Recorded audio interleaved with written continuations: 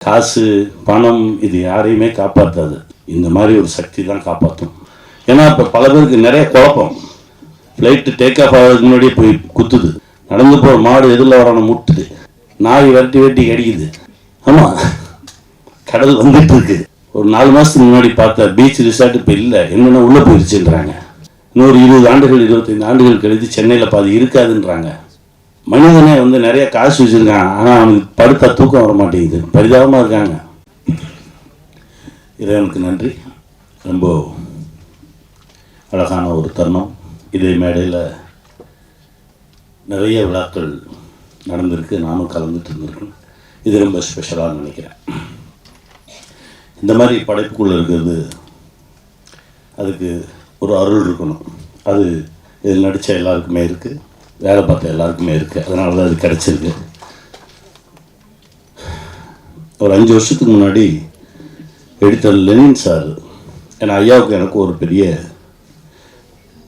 ஒரு பிணைப்பு உண்டு. நான் எங்கேயாவது தடுமாறும் போதெல்லாம் ஐயா வந்துடுவார். இப்போ கூட ஒரு 10 நாள் முன்னாடி மேட்டுப்பாளையத்தில் படப்பிடிப்பில் இருந்தேன். எங்கேருந்து வந்தாங்கன்னு தெரில, திடீர்னு வந்தாங்க. என்ன நல்லா இருக்கீங்களா, வாழ்க வளம்பரம் அப்படின்னு சொல்லி என்னை ஆசீர்வாதம் பண்ணிவிட்டு, எங்கேருந்து வந்தீங்க, எப்படி வந்தீங்க அப்படின்னு. இல்லை வந்தேன் அதான் அவனை பார்த்துட்டான்ல, நல்லா பண்ண வேலை அப்படின்னு சொல்லிட்டு கிளம்பி போயிட்டாங்க.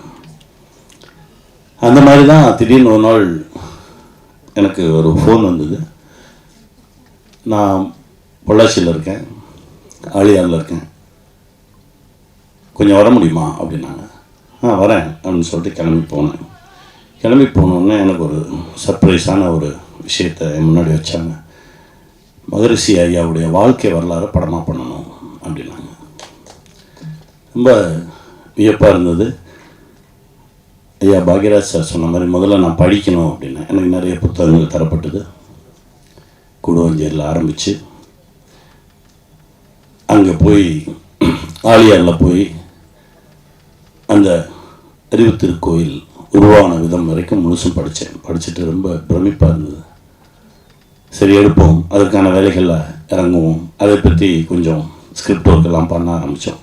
அப்புறம் கொஞ்சம் வேலைகள் வேறு விஷயங்கள்லாம் நடந்து அதை முன்னெடுக்க முடியாமல் போயிடுச்சு. அநேகமாக பாரதி தான் பண்ணுவார்னு நினைக்கிறேன். அதுலேயும் அவ்வளோ விஷயங்கள் ரொம்ப வியப்பாக இருந்தது, ரொம்ப சந்தோஷமாக இருந்தது. அதற்கு பிறகு வேறு பயணங்கள்.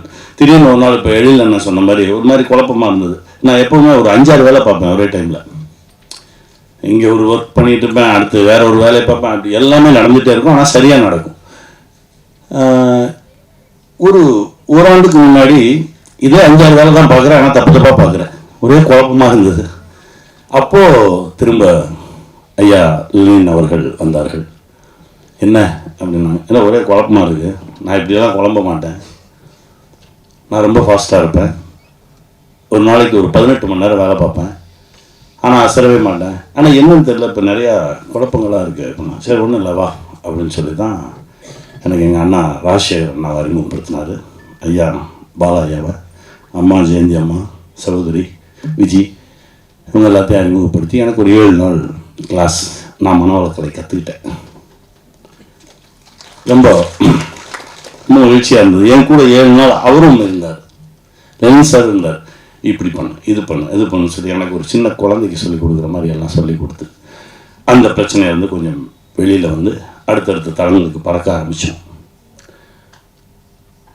இப்போது ஒரு 3 நாள் முன்னாடி தான் அந்த இன்விடேஷன் வந்தது. நான் எங்கேயோ இருந்தேன், ஆனால் என்னமோ தெரியல, வரணும்னு நினச்சேன், வந்துட்டேன், அவ்வளோதான்.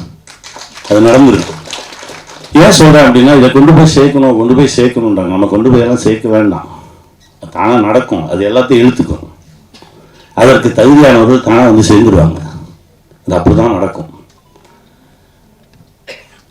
அவ்வளோ பெரிய சக்தி இது. அதை நம்மளால தூக்கிட்டுலாம் போய் சேர்த்துட முடியாது. அதுவாக நடக்கும். தனக்கு யார் தேவையோ அதுவாக இழுத்துக்கும். அது ஒரு மிகப்பெரிய காந்தம். அப்படிதான் நான் பார்க்குறேன். நாளைக்கு நல்லா இருக்கணும், அடுத்த தலைமுறை நல்லா இருக்கணும் அப்படின்னு நினச்சி ஒரு விஷயம் பண்ணியிருக்கோம். இது கண்டிப்பாக இந்த சமுதாயத்திற்கும் அடுத்த தலைமுறைக்குமான ஒரு மிகப்பெரிய ஒரு அருட்கொடையாக இருக்கும் நான் நம்புகிறேன். வெல்வோம்.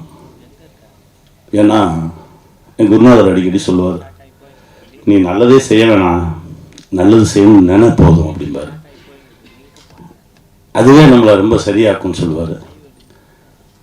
அந்த மாதிரி ஒரு பெரிய தளத்தில் தான் இப்போ நம்ம நிற்கிறோம். இவ்வளவு நல்ல பேர் நல்லவங்கெல்லாம் சேர்ந்துருக்கோம். இது கண்டிப்பாக ஒரு மிகப்பெரிய இடத்தை நோக்கி பயணிக்கும். இன்னும் பல லட்சம் இல்லை, கோடிக்கணக்கான பேர், தமிழர்கள் மட்டும் இல்லை, இந்த உலகம் முழுவதும். ஏன்னா இப்போ பல பேருக்கு நிறைய குழப்பம்.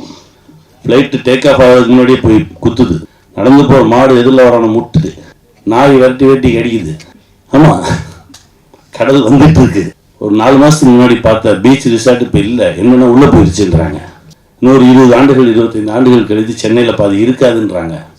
மனிதனே நிறைய காசு வச்சுருக்கான், ஆனால் அவனுக்கு படுத்தா தூக்கம் வர மாட்டேங்குது, பரிதாபமாக இருக்காங்க. காசு பணம் இது யாரையுமே காப்பாற்றாது.